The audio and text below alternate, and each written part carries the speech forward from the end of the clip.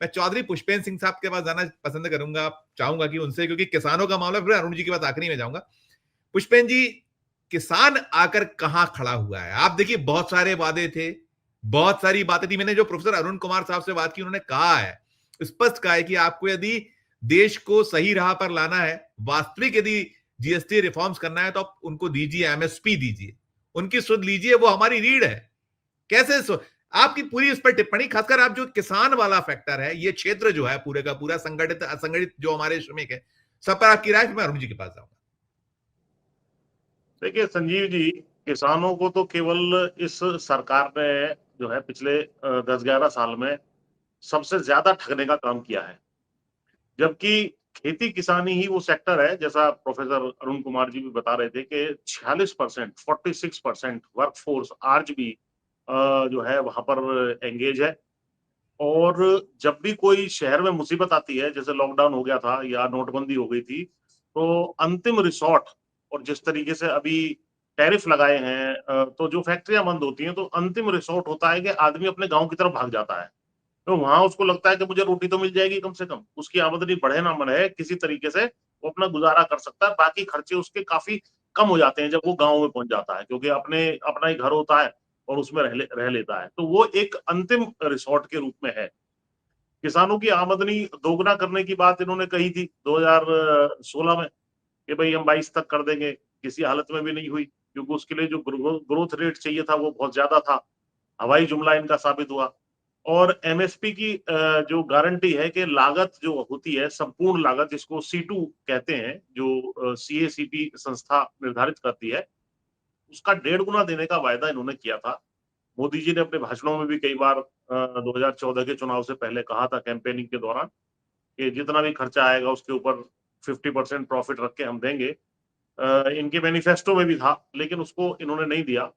उसके बाद किसान आंदोलन हुआ, तो किसान आंदोलन में 3 सांप हमारे घर में छोड़ दिए, बाद में उनको पकड़ के ले गए।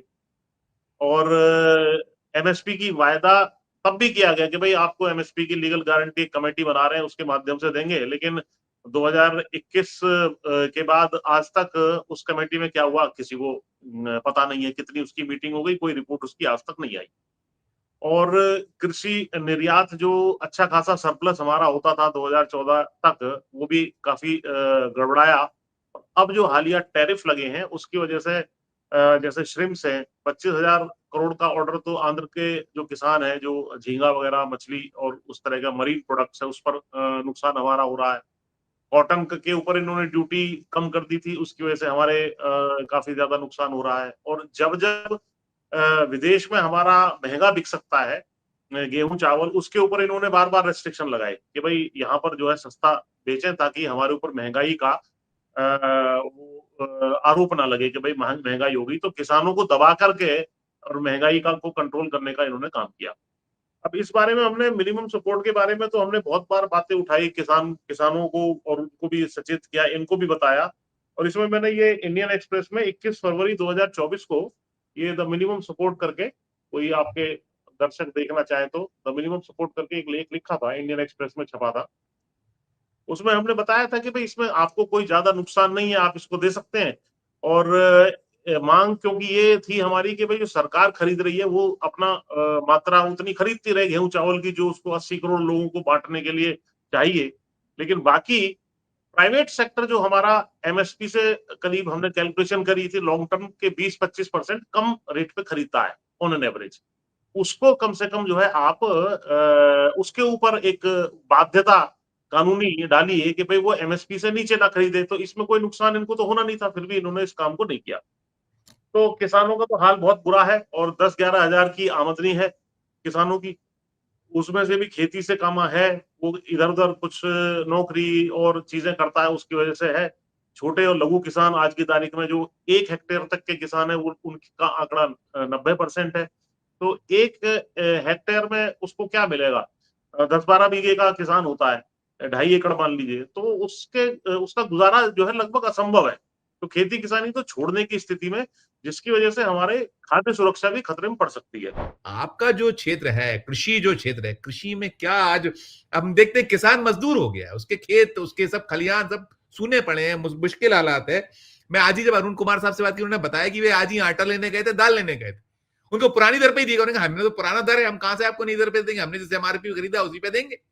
और साथ में जो है ये पूरे का पूरा जो है दावे, एक टिप्पणी छोटी सी आपकी, आप जो पहले ही बोल रहे थे खत्म कीजिएगा, छोटी सी, फिर मैं अरुण जी पे खत्म करूंगा। देखिए, जो दावे इन्होंने किए हैं ना, 5-7 मैं वो रख देता हूं आपके सामने, और आपकी और देश की आंखें खुल जाएंगी इनमें और पिछली सरकार में कितना अंतर था। देखिए, सबसे बड़ी बात तो ये है कि जो मनमोहन सिंह सरकार थी और उससे पहले सारी सरकारें थी, वो 2014 में मात्र 55 लाख करोड़ का कर्जा देश पर छोड़ के गई थी, जिसको इन्होंने बढ़ा के कर दिया है 200 लाख करोड़। इस बजट की फिगर है 214 लाख करोड़ पिछला था, अब 200 तो लाख शायद 225 लाख या 230 लाख करोड़ है, ऐसा कुछ फिगर। नहीं, 200 लाख करोड़ है सेंट्रल गवर्नमेंट का, केवल बात कर रहा हूं मैं, स्टेट नहीं, गवर्नमेंट मैं के सेपरेट है 200, बजट। अच्छा सब मिला, अच्छा सेपरेट, अच्छा ठीक ये ठीक, हाँ, ये इसमें मैं बिल्कुल श्योर हूं, मैं राइट, आपको चलिए, स्क्रीनशॉट भेज दूंगा। राइट, जी तो जी ये बहुत जी, बड़ा अमाउंट है। दूसरा, अब ये पैसा कहाँ जा रहा है? दूसरा, इन्होंने जो 55 लाख करोड़ रुपया जीएसटी में वसूला है, उसके अलावा 55 लाख करोड़ ही लगभग पेट्रोलियम में टैक्स बढ़ाया भयंकर। ये यस हमें नहीं सर, भूलना चाहिए। यस सर, सरदार जी लेते थे, जो सबसे ज्यादा इफेक्ट करता है सामान्य आदमी को, पेट्रोल डीजल, किसान को भी इफेक्ट करता है। सरदार जी डीजल में लेते थे 3.5 रुपए एक्साइज, इन्होंने उसको बढ़ा के कर दिया लगभग 33 रुपए। 33, 10 गुना। यस यस और फिर यस जब यस, बीच में 1-2 चुनाव हारे तो उसको घटा करके कर दिया 18 रुपए। ये समझ लीजिए, पेट्रोल में सरदार जी लेते थे 9.5 रुपए प्रति लीटर, इन्होंने उसको भी 32-33 कर दिया, अब घटा करके 22 कर दिया। तो इससे 55-60 लाख करोड़ रुपए इससे वसूला है। 55-60 लाख करोड़ रुपए वसूला है जीएसटी से, और 16-17 लाख करोड़ रुपए का इन्होंने धन्ना सेठों का कर्जा माफ किया है। ये जी फिगर हाँ, मेरी नहीं है, ये इंडियन एक्सप्रेस की फिगर है, ये पूरा पूरा आर्टिकल है इसमें मेरे आरबीआई पास। आरबीआई ठीक है, आरबीआई आरबीआई उसके आरबीआई आरबीआई, जी हाँ, आरबीआई, आरबीआई की ये फिगर है। ठीक है, और पार्लियामेंट में भी ये फिगर आई है। पीएलआई एक स्कीम के तहत कई लाख करोड़ रुपए की इंसेंटिव दी है, जबकि वो केवल स्क्रू ड्राइवर से, जो माल आता है चाइना से, उसको असेंबल करके बेच देते हैं, कहते हैं हमने सेल फोन बना दिए।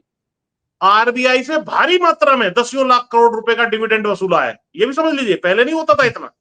जी हाँ, उसके बाद आज की तारीख में कॉर्पोरेशन टैक्स, कॉर्पोरेट टैक्स कहते हैं, वो 30% से घटा के कर दिया 2019 में 22%। और इनके कार्यकाल में 70-75 साल की आजादी में पहली बार ऐसा हुआ है कि कंपनियों से इकट्ठा होने वाला जो इनकम टैक्स है, कॉर्पोरेट टैक्स जिसको कहते हैं, वो पर्सनल इनकम टैक्स, व्यक्तियों से जो इकट्ठा, जिसको इनकम टैक्स कहते हैं, उससे ज्यादा है। पिछले साल का आंकड़ा मेरे सामने 10,20,000 कॉर्पोरेशन टैक्स है, और इनकम टैक्स लगभग 12 लाख करोड़ रुपया है। इस साल और ये बढ़ गया होगा, यानी व्यक्तियों से ज्यादा टैक्स वसूलो, कंपनियों से टैक्स भी कम वसूलो। ठीक, और इतना होने के बावजूद, चारों तरफ से लूट मचाने के बावजूद भी, जैसे 50 लाख करोड़ का बजट था इस साल का, उसमें भी आमदनी ये 35 लाख करोड़ ही दिखा पाए, 15 लाख करोड़ रुपए फिर कर्जा लेंगे। एप्रिसिएट और है, जब ये जाएंगे, अगर ये बचे रहे 2029 तक, तो करीब 400 लाख करोड़ रुपए, 300 लाख करोड़ रुपए का कर्जा हो जाएगा हमारे देश के ऊपर, केंद्र सरकार का ही। और 1/3 रेवेन्यू हमारा ब्याज में ही चला जाता है। जी हाँ, ये स्थिति, भयानक स्थिति इस देश में है, राइट और समय राइट, आज नहीं है, नहीं तो मैं उसका खुलासा भी करता है। जो गाल बजाते हैं कि साहब हमारा 3रे नंबर की इकोनॉमी होने वाली है, यस उसके भी सर, यस, आंकड़े समेत में बताऊंगा क्या उसकी झूठ है। जी। बिल्कुल बिल्कुल।